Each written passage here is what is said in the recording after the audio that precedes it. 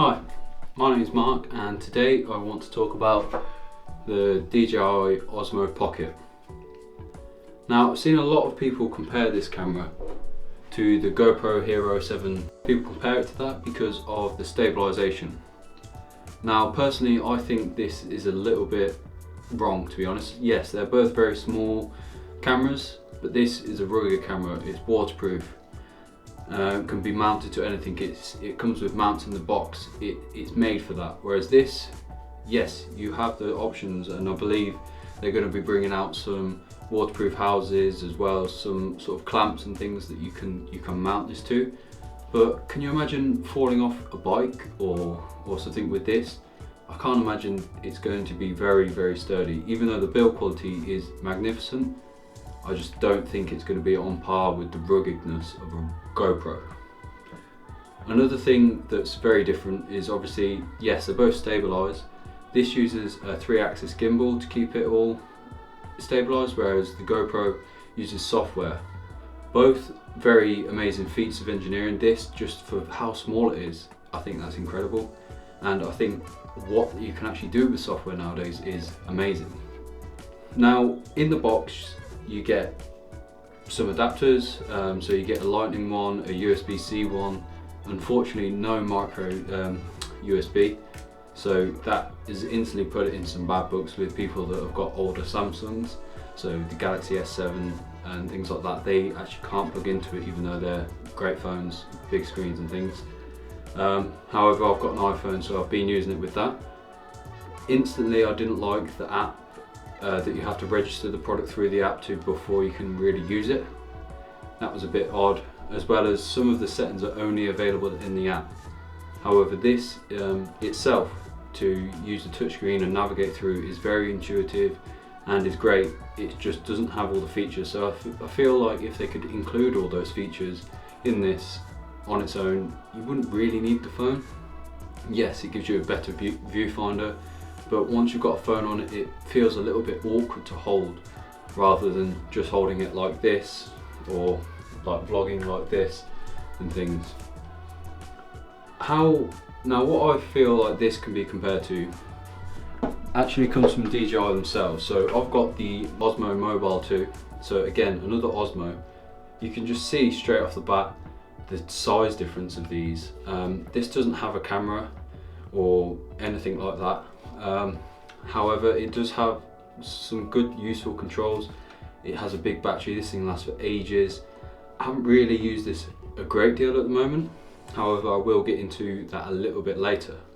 So a lot of the things this was praised for was the features that it has, with 4K 30, 60, it does also 24 and 25 frames a second, but you have to again plug it into the phone to do that. You've got motion lapse, which again, a great feature, and with the gimbal, brilliant.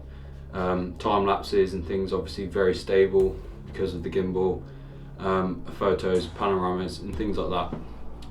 Now this does all that as well, the DJI Go app. So it instantly is pretty on par, but where it gets a little bit different is obviously the price difference.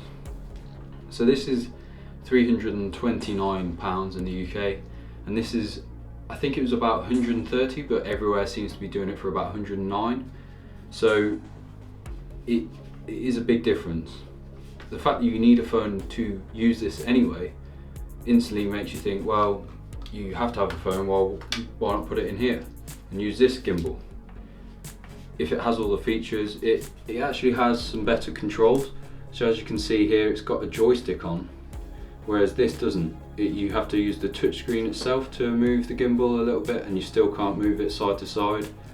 So there's a little bit of like the controls. I feel like they made this to be added to. So accessories don't all come in the box, you have to buy them. And I feel like that's where they're going to be making the majority of their money. People will want to use this with waterproof housings, with different attachments, with their stand. It doesn't have tripod mount like this one has. So there's little things like that where I feel like they've limited this on purpose to try and make it more of a prosumer product rather than a professional product that you could use on, whack it on a tripod and have a nice motion lapse. Because this, yes, it does stand up on its own, but a short gust of wind, that will fly. It's not very heavy, and because of that it will just fall over. Whereas this, yes, it is heavier, but it has that tripod mount underneath. You can just mount this to your tripod and let it go. Just forget about it.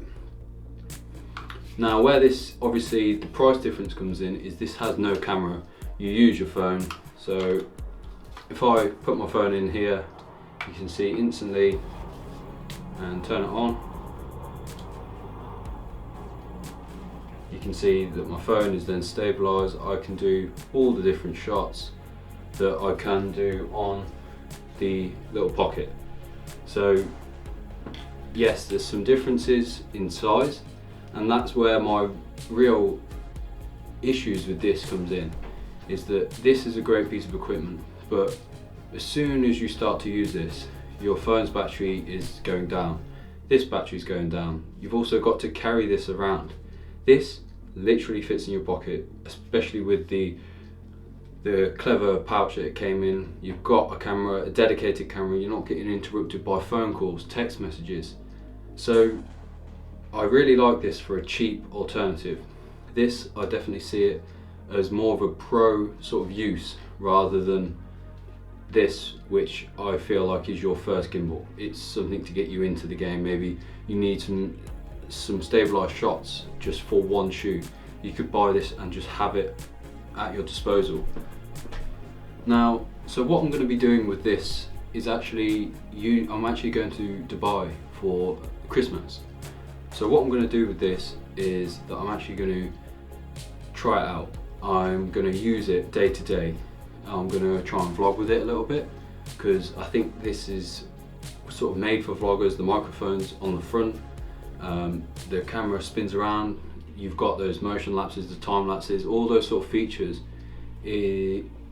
are sort of what vloggers use. So I think this is pretty perfect for it. Maybe just as something you have in your pocket, that's where the size comes in, or maybe the actual camera itself. So I'm going to use this for just under a week, and then I'm going to get back to you with my comments.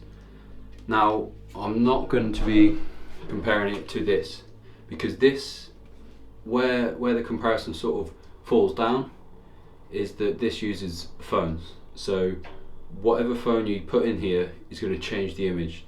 So yes, it will be stabilized, but the image will change on what phone, what app you use. If you've got moment lenses you can put on, all of that changes how this works a little bit. I really like the idea of this, and I like how cheap it is, but this, just for the compactness, and apparently the video quality from it is very good, so I feel like this is going to be a winner. However, I will get back to you in a week. Thank you everyone for who's subscribed to my channel. Please subscribe if you haven't already. Leave a like, leave a comment on what you'd like to see, or what features you want me to sort of hash out. I'm on the plane editing this, so I hope you enjoy it. Thank you.